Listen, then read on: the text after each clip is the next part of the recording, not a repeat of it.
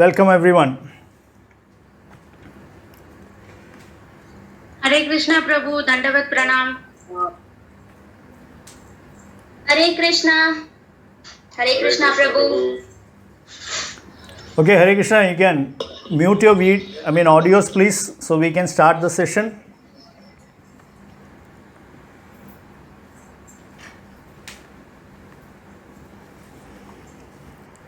Om Namo Bhagavate Vasudevaya. Om Namo Bhagavate Vasudevaya. Om Namo Bhagavate Vasudevaya.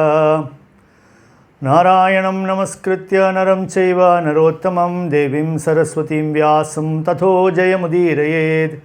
Nashtaprayeshu Bhadreshu Nityam Bhagavata Sevaya Bhagavatyuttama Shloke Bhaktir Bhavati Naishtiki Mukam Karoti Vachalam Pangum Langhayate Girim Yatkripatamaham Mande Shri Guru Dinatarinam Paramananda Madhavam Shri Chaitanya Iswaram Namo Vishnupadaya Krishna Presthaya Bhutale Srimate Bhaktivedanta Swaminiti Namine Namaste Saraswate Deve Gauravani Pracharine Nirvishesha Shunyavadi Paschatya Deshatarine Shri Krishna Chaitanya Prabhu Nityananda Shri Advaita Gadadhara Shivasadi Gaur Bhakta Vrinda Hare Krishna Krishna Krishna Hare Hare Hare Rama Rama Rama Hare Hare.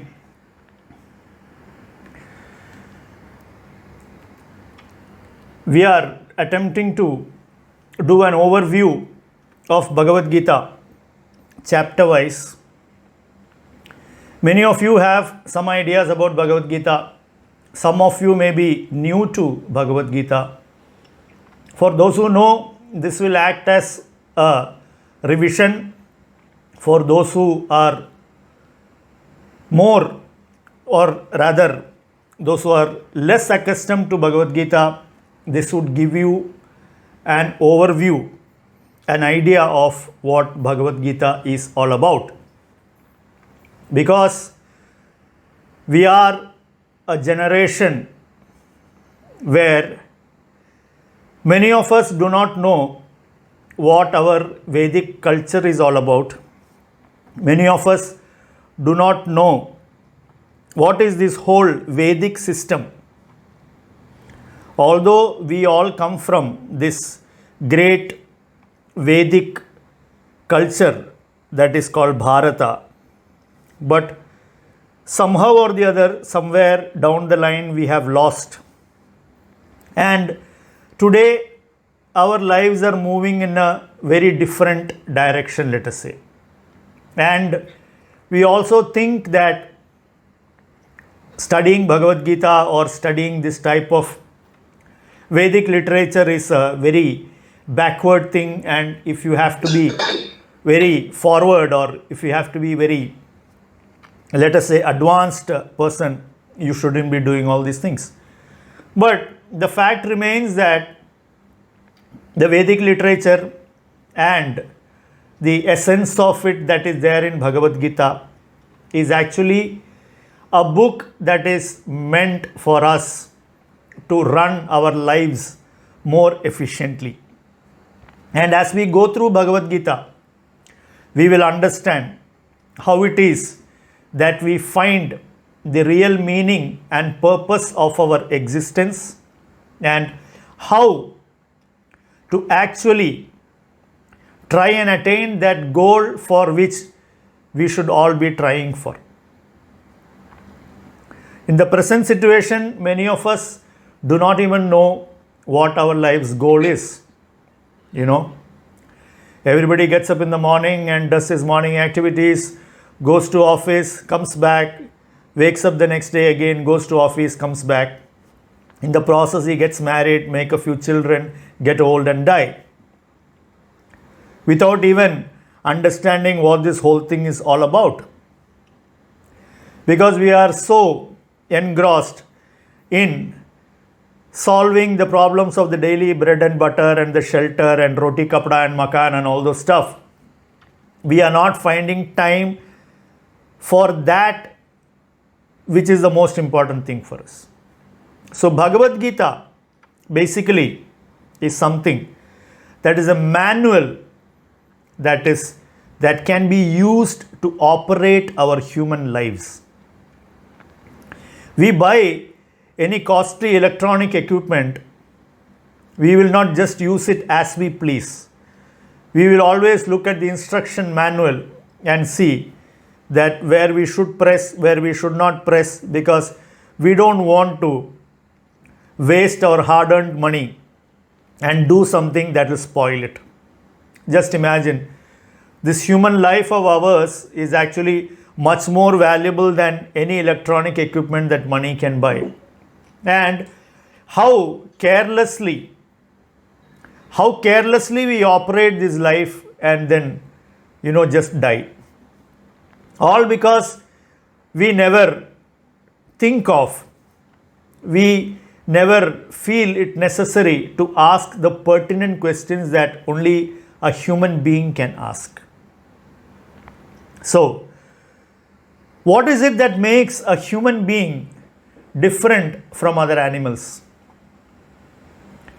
A human being can discriminate between good and bad. He has got discriminating intelligence, whereas the animal has intelligence but it cannot discriminate. In the Shastras it says, Ahara nidra bhaya maithunam cha samanyam etad pashubir samana. That is, every living entity will know four things. It does four things very nicely. What are they? Ahara, nidra, maithuna and bhaya. That means every living entity knows where to find its prey, where to find its food. Ahara. Nidra. Every living entity knows where, when and how to take rest. Maithuna. Every living entity knows how to find its mate, how to mate and reproduce. And bhaya. Bhaya means to defend itself. All the animals, you look at any animal in the world, they will do these four things very effectively. And every animal is endowed with enough intelligence to do these things effectively. So, we also do the same thing. The only thing is that the dog on the road will sleep under a tree, and you and me, we will sleep on a water bed in an AC room. But the activity of sleeping is undertaken by both of us in the same way. The activity of eating is undertaken by us and the animal in the same way, just that the gradation differs. So, by trying to increase the quality of these things in our life, the way we eat, the way we sleep, the way we mate, the way we defend ourselves, that is actually not improving human life. That is just improving animal life. That's it. So, what is that which a human being can do differently from an animal? That is the first verse in the Vedanta Sutra. Athato Brahma Jignasa, Vyasa says. That is, now let us inquire into Brahman, it says. The question of who am I, what am I doing here, what is the purpose, why am I suffering, these things can be asked only by a human being. And if you claim to be a human being and do not ask these questions, what does it make you? It just makes us a two-legged animal. In Sanskrit, they call it Dvipada Pashu. Pashu means animal. So, there are animals who walk on 4 feet and then there are animals who walk on 2 feet. So, we have to decide whether we are actually a Manushya. Manushya means one who follows Manu. Manu is the first ruler of the universe. So, those people who follow Manu are called Manushya. And Manu has written down all the rules and regulations. So if somebody is following that, he is called a Manushya. Otherwise, we are just Dvipada Pashu, or animals who walk on two legs. So, for somebody who is interested in Brahma Jignasa, that means to inquire as to what am I, that is one who can inquire into these things. What is happening? What is going on? Why am I suffering like this? Who am I? What am I supposed to do? Am I just supposed to eat, mate, sleep and defend and then die? Or am I supposed to do something more? When you ask these questions, seriously to yourself, you will come to Bhagavad Gita. Because Bhagavad Gita is the essence of all Vedic literature. What I speak from the Bhagavad Gita is based on the teachings of His Divine Grace Abhay Charan Bhaktivedanta Swami Prabhupada, who is my Parama Guru, and everything that I speak is based on his teachings and his book called the Bhagavad Gita as it is. So, Srila Prabhupada says that to make your human life successful, you should first come to the level of a human being. Prabhupada used to say that a lot of people who are walking around on two legs are not even human beings. So first, we have to become a human being. And for that, we have to learn, we have to understand what is given in our Vedic literature. And because we are all so short of time, and it is well nearly impossible for us to dwell into the entire Vedic literature, which is humongous in its size, we can approach the Bhagavad Gita, that is actually a very concise study of the transcendental science of God. Very clearly explained by the original source of knowledge, Krishna himself. That is why it is called Bhagavad Gita. It is spoken by Bhagavan. And who is Bhagavan? Bhagavan is one who has Shad Aishwarya Purna. All the 6 opulences are seen in full only in Parama Purusha Bhagavan, who is Sri Krishna. This is explained by Parashara Muni, who is the father of Vedavyasa. So, this Parama Purusha Bhagavan, Sri Krishna, is speaking Bhagavad Gita to his disciple and friend Arjuna. This is the setting of Bhagavad Gita. Bhagavad Gita is glorified by all the acharyas. Shankaracharya says, Sarvopanishado Gavo Dogdha Gopala Nandana Partho Vatsa Sudhir Bhokta Dugdam Gitamritam Mahat.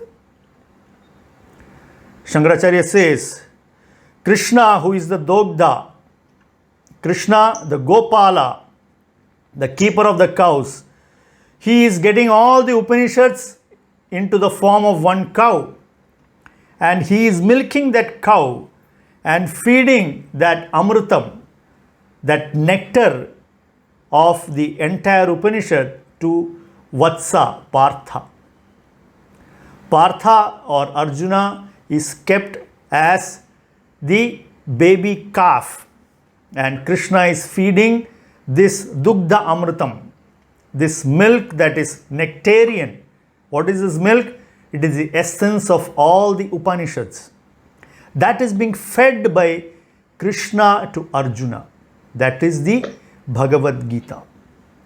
So Gita is also called the Gitopanishad because it contains the essence of all the Upanishads. Upanishads, as you know, you may or may not know, is part of what we call the Prasthana Traya. The entire Vedic literature together, it has 3 prasthanas: the Shruti Prasthana, the Smriti Prasthana and the Nyaya Prasthana. Shruti means what you hear. What is directly spoken by Bhagavan and heard by the immediate recipient is called Shruti. And that recipient retelling it is Smriti because he remembers it and reproduces it. And then Nyaya Prasthana is to establish those truths based on logic. So, Upanishads form part of Shruti Prasthana. All the Puranas and the Itihasas form part of the Smriti Prasthana. And Brahma Sutra or Vedanta Sutra form the Nyaya Prasthana. And any Sampradaya, Vedic Sampradaya, the chief acharyas would comment on these three prasthanas. They would comment on the Upanishads, they would comment on the chief Purana, they would comment on the Vedanta Sutra. So, Gita can be simultaneously considered as Shruti Prasthana because it is directly spoken by God, Krishna. It can also be considered as a Smriti Prasthana because the Bhagavad Gita as we see it now is a part of the Mahabharata which is written by Vyasa. So, Mahabharata is Itihasa. So, this portion is part of Itihas. So, it can also be considered as Smriti. But whether it is Smriti or Shruti, as far as we are concerned, this is for us in a concise, capsuled form, the ultimate knowledge. Srila Prabhupada says that Gita, Bhagavad Gita contains everything that is there in all the other literature, and it also contains things that are not found in other literature. That means one becomes a student of Bhagavad Gita and studies Bhagavad Gita. He will understand everything that is there to be known. Everything that is there to be known can be known from the Bhagavad Gita because it is the ultimate knowledge encapsulated by Krishna, given to Arjuna, and in what circumstances? Very important for us to know. Bhagavad Gita is given to Arjuna in the most trying of circumstances. Most trying of circumstances, Bhagavad Gita is being given to Arjuna. Why is that? As we move into the Bhagavad Gita, we would find that Arjuna is faced by the biggest dilemma of his life. Arjuna is about to fight the Kurukshetra war. We will get into that a bit later. So, Bhagavad Gita is complete, ultimate spiritual knowledge. And it basically deals with 5 subject matters.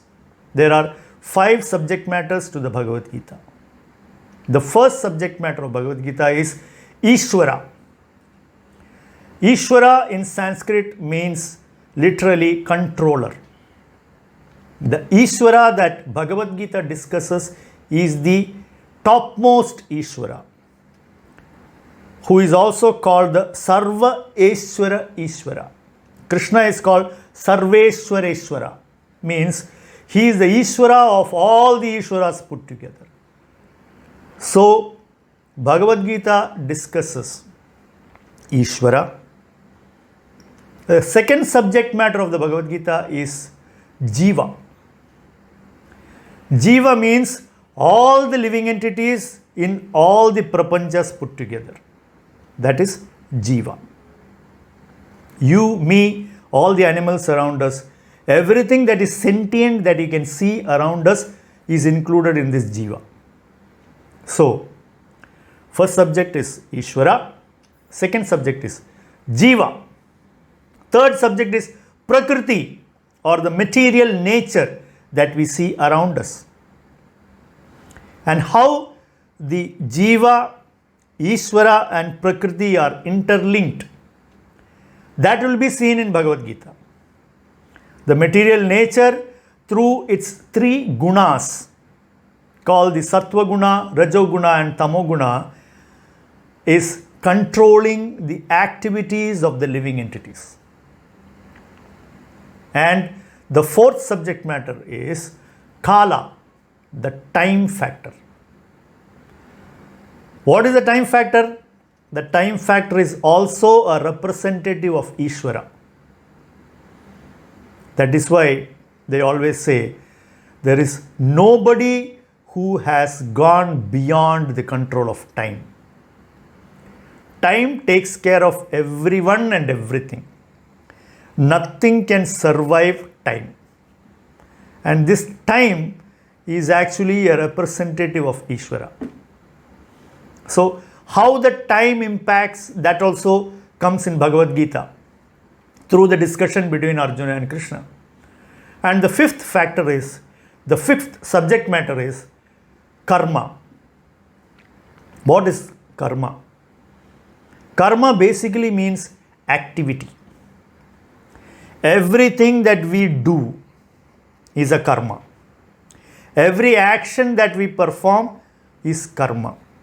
And how this karma or this activity that we are performing, what is the impetus for performing this karma or this activity? What is the result of performing this activity? And how that interplays with Prakriti, Kala and Ishvara as far as the Jiva is concerned. This all is discussed in Bhagavad Gita. And this discussion takes place through the discussion of the various yogas.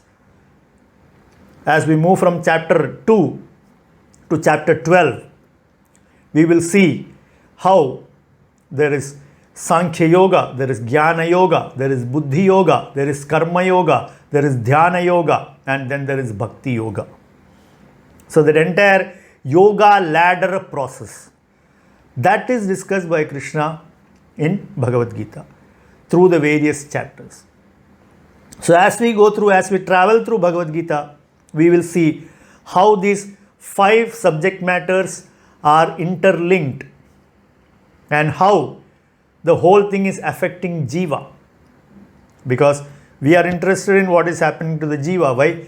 Because you and me, we are Jiva. We are Jiva Tattva, as we call it. So, we are interested in what is happening to us. And why is it happening to us? So, Bhagavad Gita will explain all these things. Krishna will directly explain to Arjuna how each of these things are going on, how each of these things are happening, and what is the result, how does it come about, what is the reason. So, the entire cause and effect study is taking place in Bhagavad Gita. So, Bhagavad Gita in a nutshell is most important for each and every one to learn and understand and try and practice in our daily lives. Because there is nothing that can give you better result in life than a study of Bhagavad Gita. All the other things that we do, that we earn, that we enjoy, everything has got an expiry date, believe me. I am sure all of us are experiencing that in our lives. Anything that we do, anything that we gain, anything that we earn, every happiness, every distress, everything has an expiry date. And then we are again looking for the new one. So, we want to stop this cycle of these same things happening again and again and again and again. And how are we going to stop that? So, these are all the questions that are asked by Arjuna in Bhagavad Gita, and Krishna is answering them. So, Bhagavad Gita appears to us in the Mahabharata, in the Shanti Parva, in 700 verses. Krishna and Arjuna, the Samvada of Krishna and Arjuna goes on in Bhagavad Gita. So, the first chapter of Bhagavad Gita is called Arjuna Vishada Yoga. That is, the beginning of the battle. How the armies are arrayed in the place called Kurukshetra, and how they are coming face to face, and how the war is about to begin, that is setting the scene for Bhagavad Gita. Just to have a brief background, how this great Mahabharata, the great Kurukshetra war, what was the underlying reason that led to this war between family members. At the end of the day, this is actually a family feud that became a world war.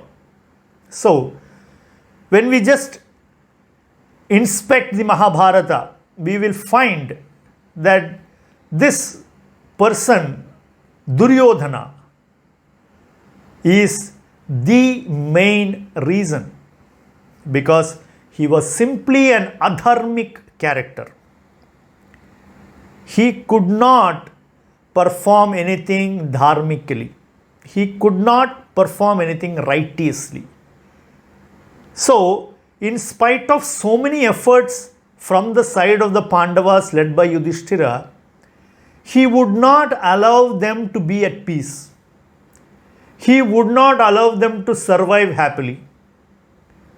So, after so many, dilly-dallying and so much of negotiation and Krishna going up and down as the Sandeshavahaka of the Pandavas, finally Krishna designed the Mahabharata war, because he now decided it is time to give a fitting reply to everybody who is unrighteous in their nature. So, that is how this whole thing led to this world war. And if you take the Pandavas side, they are already outnumbered 11-7. On Duryodhana's side, he had 11 Akshohanis, and on the Pandava side, they just had 7 Akshohanis. So, already outnumbered. Duryodhana had more Maharathis than on the side of Yudhishthira. So, the number advantage and the expertise advantage was already with Duryodhana. For Yudhishthira, the key person was Arjuna. Although Bhima had taken a vow that I will kill all the 100 Kauravas, Yudhishthira still knew that 100 Kauravas put together was no match for Bhishma. They were no match for Drona. They were no match for Karna. So, Yudhishthira was totally depending on Arjuna to take on these 3 great warriors. So, in other words, Yudhishthira's hopes were completely invested in Arjuna. And Arjuna was so ready for battle. Normally a soldier, they say, every soldier lives for a battle. Every day of his life, he is getting ready, toning himself up for the battle that will come, will not come, may not come, but he is always getting ready. In this case of the Pandavas, for many years they knew that this Duryodhana is an adharmic character and someday we will have to go to war. And the Pandavas were always ready and preparing for war, and more so than anybody, Arjuna was preparing for war for many years, and he is totally ready now. And that is the scene that opens the Bhagavad Gita. In the first chapter, there are 46 shlokas, and the first 27 shlokas speak about the battle preparation, and from 28 to 46 shlokas, it speaks about Arjuna's Vishada, Arjuna's confusion, Arjuna's illusion, Arjuna's compassion. It speaks of all that in the second part of the first chapter. Bhagavad Gita begins with a question from Dhritarashtra, the father of the Kauravas.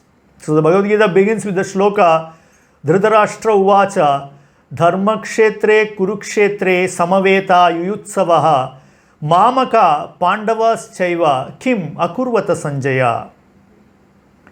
Dhritarashtra is asking a very obvious question to Sanjaya, who is his assistant, Dhritarashtra, as we all know, is blind.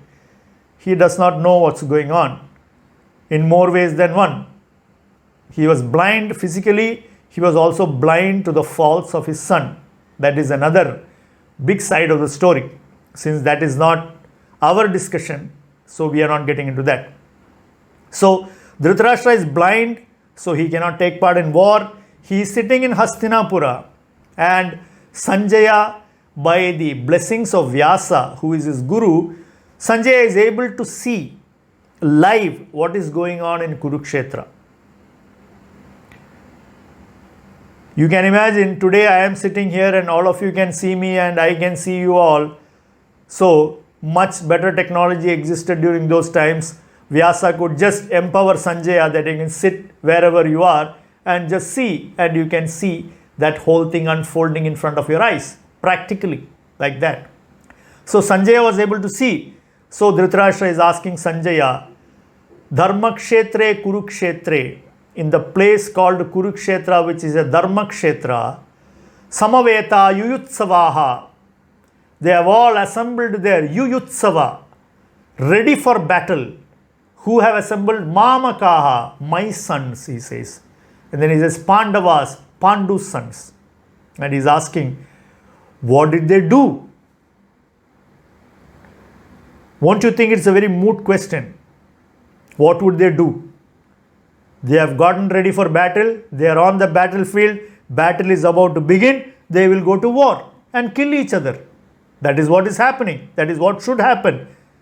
But Dhritarashtra is still having a glimmer of hope, because he knows that in spite of the number advantage, in spite of the expertise advantage, he knows that the biggest disadvantage on his son's side is that he is not on the side of Dharma. And Dharma is something that the Supreme Lord always takes care of. And Dhritarashtra knows that Krishna is on the opposite side, so he is going to take care of Dharma. So Dhritarashtra knows the outcome of the war even before the first arrow is shot. So his first question is actually a hope against hope, hoping that the war will not happen. Last minute, maybe Yudhishthira will relent and give the kingdom to Duryodhana and go away or something like that.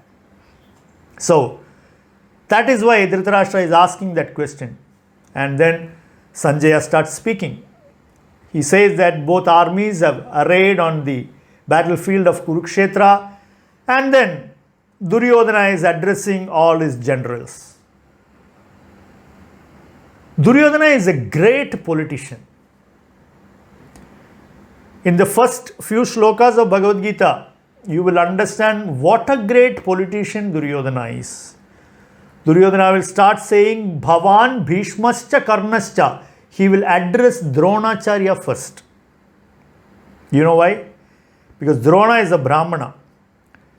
And Bhishma, even though he is elder to Drona and a bigger warrior, a greater warrior, but Drona being a Brahmana, Duryodhana knows he would like to be honored first. So Duryodhana will open his statement saying, Bhavan Bhishmascha. That is, oh my dear Acharya Drona, you and Bhishma and Karna, you people are making my army very secure. He already knows that Bhishma is completely loyal to the throne of Hastinapura. So he is not going to do anything. But Drona, his dearmost disciple Arjuna is on the other side. So Duryodhana wants to make sure, oh Acharya, don't forget that you are on my side and you have to fight for me. So, but he will say it very nicely. Because of you, my army is very secure. Then he will start glorifying all the great warriors on his side, so that they don't feel bad and they will all fight with full vigor. And then he will tell Dronacharya that the Pandavas' army is no less. And he will say, it is led by the son of Drupada, Drishtadyumna, Draupadi's brother. But Duryodhana will tell Drona that it is led by the son of Drupada. You know why? In the Mahabharata, we all know about the history of Drona and Drupada, how they were the best of friends who became the worst of enemies.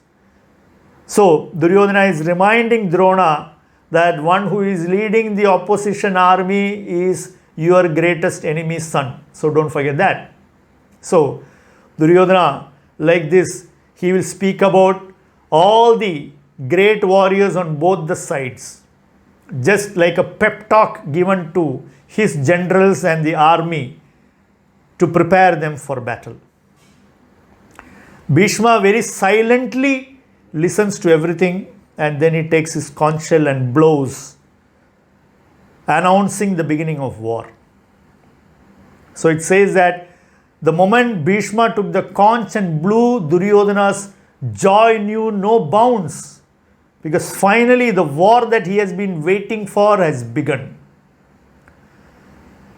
Once Bhishmacharya took his shankha and he blew, immediately from the other side, none other than Lord Krishna, he picks up his Panchajanya and starts blowing for the Pandavas to announce the beginning of the war. And along with Krishna, Arjuna taking his Devadatta, his conch shell called Devadatta, and both of them together, they start blowing their conch shell. Following them, Bhima took his huge conch shell called the Poundra and he started blowing. Yudhishthira took his shankha called the Ananta Vijaya. He started blowing. Nakula and Sahadeva, Sukhosha and Manipushpaka were their two conch shells. So all of them together, they started blowing their conch shells to herald the beginning of war. And when Krishna and Arjuna blew their conch shells, the Bhagavad Gita mentions that the opposite army's heart broke, because they knew that what is going to happen in the war. So the conch shells are blown, and then you see Arjuna speaking for the first time. Arjuna will tell Krishna, who is acting as his charioteer, his Sarathi. He tells Arjuna tells Krishna, Senayor Ubhayor Madhye Ratham Stapayame Achyuta. Hey Achyuta, please take my Ratham and put it in the midst of both the armies, so that let me see all those people who have come to lay down their lives for the sake of Duryodhana. Spoken like a true warrior. Arjuna has already made up his mind that everybody who has come to fight for Duryodhana is going to lay down their lives, which means he has made up his mind he is going to finish them all off. And Arjuna's entry is very spectacular, because he is riding on a chariot given by Agni himself, and the white horses that are tied to his chariot are given by Chitraratha, the chief of the Gandharvas. Lord Indra himself has given him that shankha called Devadattam and the quiver of arrows that will always inexhaustible. It will never run out of arrows. That kind of a quiver has been given to Arjuna. And the Gandiva is a bow that is personally designed by Brahma and given to Varuna, and Varuna has given it to Arjuna. And to top it all, on the flag of Arjuna's chariot, Sakshat Sri Hanuman is sitting. So, Arjuna and the entire paraphernalia is already looking victory assured. More than anything because of the presence of Krishna in front of the chariot and all these heavenly things that are put together specially to assist Arjuna in this war. So he is calling Krishna Ratham Stapayame Achyuta. Achyuta means one who has no frailties, one who can never fall down. This is one great difference between the Supreme Lord and the normal Jiva. The Supreme Lord has no fallacies. he will never have a fall. But all the jivas are susceptible to falling down due to 4 propensities, says Shastra.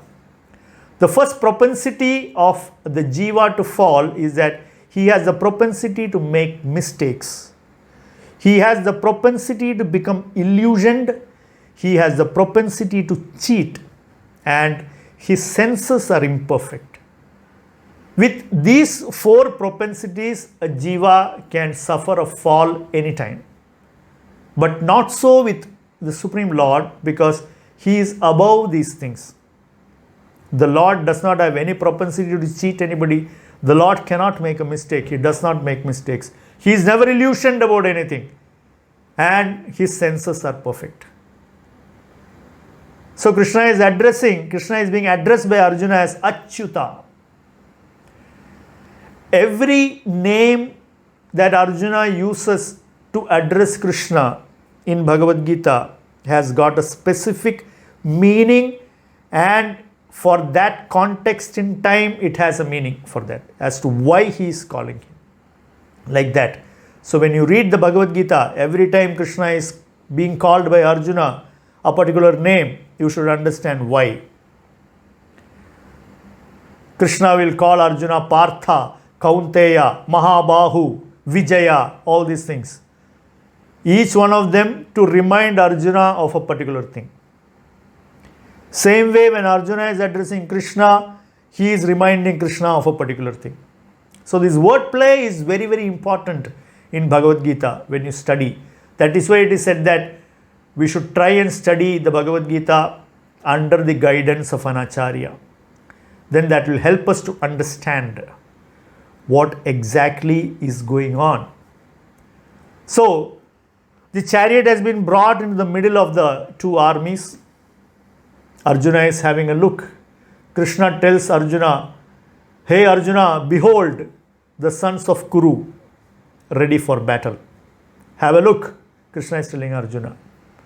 So Arjuna is having a look. And what does he see? He is seeing his dearmost Pitamaha. Because Arjuna lost his father at a very young age. And Bhishmacharya literally took all these 5 children and brought them up like his own, giving so much love and affection and care for them. And more so to Arjuna, because Arjuna was a great warrior in the making right from childhood. And Bhishma, being a great warrior himself, had a special affinity. So, when Krishna is telling Arjuna, "Behold, Arjuna, look at the Kurus, all ready waiting for battle." So, the first person Arjuna's eyes fall on is Bhishmacharya. And just imagine what is going through the heart of Arjuna. And as he looks, then he sees Dronacharya, his guru, who taught him Vidya that he did not even teach his own son. So much love and affection Dronacharya had for Arjuna. So he's seeing Dronacharya, then he's seeing Kripacharya, then he's seeing Duryodhana and all the Kauravas and their sons and their nephews, and everywhere he looks in the front, at least the first few rows are all known to him, are all somehow related to him, are all people with whom he had some kind of relationship. So, this is when Arjuna's change of heart takes place.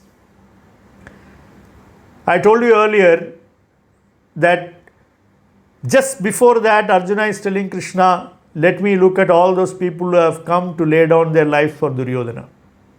When he actually saw who has come to lay down their lives for Duryodhana, then Arjuna completely loses his composure. His mind becomes immediately very, very agitated. Agitated mind, I am sure all of us know what agitated mind is, Just imagine when we face our own little tiny Kurukshetra wars in our daily life, how much agitated we do become. And imagine here, Arjuna's mind getting agitated. That's why I said this is big time crisis faced by a king, a warrior, who is about to start the most important war of his life, and where the entire world is depending upon what he is about to do. You see what a big crisis he is going through. So he is telling Krishna, Nimittani cha pashyami viparitani Keshava. Hey Keshava, killer of the Keshi, Asura, I can only see pashyami, I am seeing what? Nimittani viparitani. I can see all reasons for doom. What I am seeing is definitely not good. I don't see any Shubha Suchana, as we say. I don't see anything good coming out of this. He's asking Krishna, what good will come out of this war? What pleasure will I derive from getting the country back after killing all these dear relatives? You think I will enjoy even a moment of happiness or peace by killing all these people? I agree that they have all come here ready for war because they are greedy for position and power. But I am not like that. And then Arjuna says, if I am going to kill all these aggressors, I will take all that papa with me. Sin will overcome me if I kill these aggressors. So Arjuna is afraid of sinful reactions if he kills these people. Arjuna is worried that he will never enjoy for a moment after the war. Arjuna is very compassionate, looking at all the relatives, all the dear and near ones. So he is very, very unsettled in his mind. There are 6 types of aggressors that the Vedic literature speak of, who can be killed and no sin will come upon you. And when we go through that list, we will find that Duryodhana and company have actually committed all those 6 types of aggressions. So the Vedas speak about the 6 aggressors. The first aggressor is the one who gives poison to kill, which Duryodhana has already done. Second is one who sets fire to somebody's house. Again, Duryodhana and Shakuni Mama have done. Third, one who attacks with deadly weapons with intention to kill. Duryodhana has already done that before. 4, one who steals away others' property. Duryodhana has already done that. 5, one who occupies another man's land. Already Duryodhana has done it. And 6, one who kidnaps another man's wife. Duryodhana tried that also. So, every type of aggression with Vedic literature says can be punished by death is committed by Duryodhana and party. But still Arjuna is saying, no, if I kill these aggressors, I will take papa. You see? Unsettled mind of Arjuna is speaking like this. And Arjuna says to Krishna, if all these people die in battle, all these warriors die in battle, just imagine their parents. Who will do the Pindodaka Kriya for them when they die? Who will do the Antyeshti? And all these people will roam around as pretas because they don't get Pinda. And then imagine what will happen to the wives, all the women folk. They will all become contaminated. And there will be Varna Sankara in the society. Means unwanted children will be born. Because women will go astray. And family traditions will be broken. And all for what? For me to get this country? So, Arjuna is now speaking so much in terms of not fighting the war. And he is calling Arjuna, is calling Krishna Govinda. Govinda means one who is giving pleasure to the cows. He is calling Krishna Janardana. Janardana means maintainer of everyone. He is calling Krishna Madhava. Madhava means husband of Lakshmi.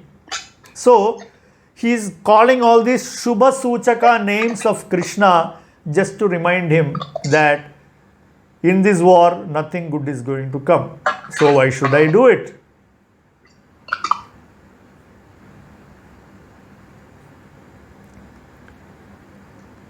Saying this, Arjuna is about to refuse to get into war. So just trying to enumerate what are the reasons given by Arjuna for not fighting the war. Reason number 1, Arjuna's compassion. Reason number 2, Arjuna's worry that he cannot enjoy. Reason number 3, destruction of family tradition. Next reason, fear of sinful reactions. Reason number 5, indecision. He is not able to decide whether I should kill or not kill. So, giving all these very pertinent sounding reasons,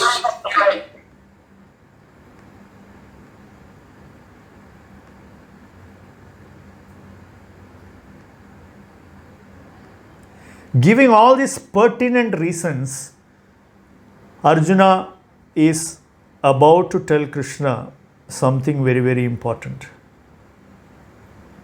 So, Sanjaya is telling Dhritarashtra. Now imagine Dhritarashtra's glee, because Sanjaya is explaining all these things. Arjuna said this, Arjuna said this, Arjuna said this, Arjuna said this. So, just imagine Dhritarashtra is becoming happier and happier. Sanjaya is telling Dhritarashtra, Eva muktvarjuna sankhye ratopasta upavishat visrijya sasiram chapam shoka samvigna manasaha. Speaking thus, Arjuna, shoka samvigna manasaha, his mind and heart completely overcome by shoka. Ratho upasta upavishat, he just sat down on his chariot. And what did he do? Visrijya sa sharam chapam. Arjuna put his Gandiva and his quiver down on the chariot. And he told Krishna, Hey Govinda, I shall not fight. Just imagine. I told you, he is the key personality. Everything depends on him. He is the focal point of the Pandava army. And now, all of a sudden, just seeing all these friends and relatives overcome by these feelings, Arjuna says, I shall not fight. And he's putting the Gandiva down. This is very, very significant because Arjuna has taken a shapadha, a vow, that if anybody asks him to lay down his Gandiva, he will immediately take an arrow and kill that person who asks him to keep the Gandiva down. So, a man who has taken such a strong shapad, he is now telling, he is putting his Gandiva down himself. We will find this in Mahabharata as the war starts and goes on. The day Karna comes to battle, there is a furious battle between Karna and Yudhishthira. And Karna will wound Yudhishthira very badly. He will insult him and he will tell him, you go home. I am not interested in killing you. Because I have given your mother a word that I will not kill you. So you go. So Yudhishthira is insulted, injured badly and leaves the battlefield. When Arjuna comes to know about it, he will immediately rush to Yudhishthira's tent. And he will ask, oh brother, what happened? So Yudhishthira will ask him, have you come back from battle after killing Karna or not? So Arjuna will say, there was no time for that. Somebody told me that you are badly wounded, so I just came to see you. So Yudhishthira will say, what kind of a warrior are you? Put down your Gandiva better. You know that Karna has wounded me like this, and without killing him you have come back. So the moment Yudhishthira said, put down your Gandiva, Arjuna immediately remembered his shapada.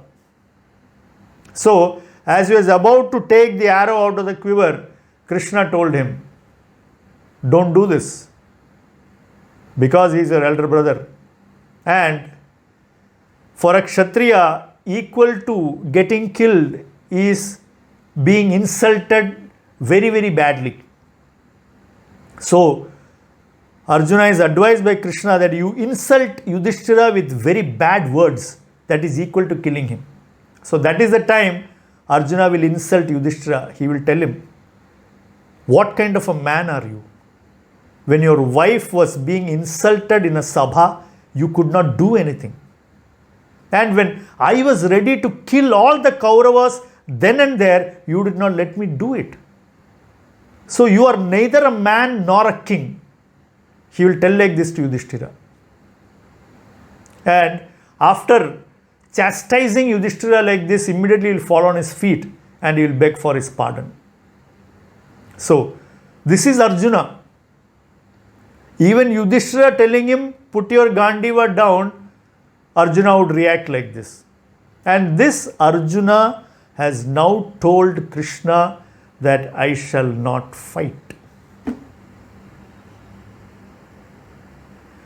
This is where the first chapter of Bhagavad Gita is stopping.